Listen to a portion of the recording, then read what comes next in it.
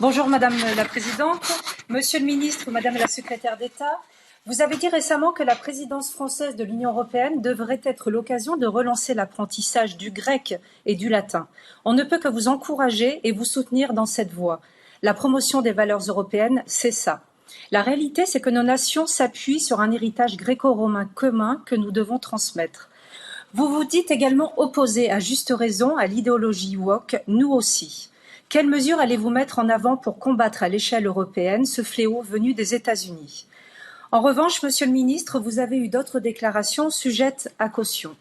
Vous voulez créer un socle commun pour une formation européenne des enseignants.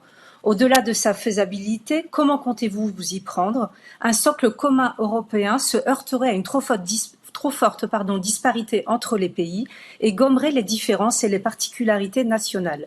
Bref, ce socle ne pourrait être mis en place sans nier notre diversité. Et pour le cas français, il s'agirait, pour pouvoir montrer l'exemple, d'avoir une formation des enseignants digne de ce nom et un classement PISA à la hauteur. Et enfin, vous vous êtes félicité d'avoir gardé l'école ouverte pendant la pandémie. Certes, mais ne jouons pas sur les mots. L'école, au sens strict, n'a pas été fermée, mais beaucoup de classes, oui, au prix d'un protocole sanitaire aléatoire délirant qui a plombé 2 années d'enseignement. Nos enfants ont été les grands sacrifiés de la politique sanitaire de la plupart des gouvernements européens, dont le vôtre.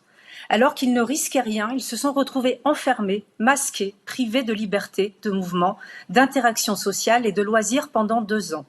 Décrochage scolaire, dépression et suicide, beaucoup de jeunes n'ont pas supporté ces mesures extrêmes.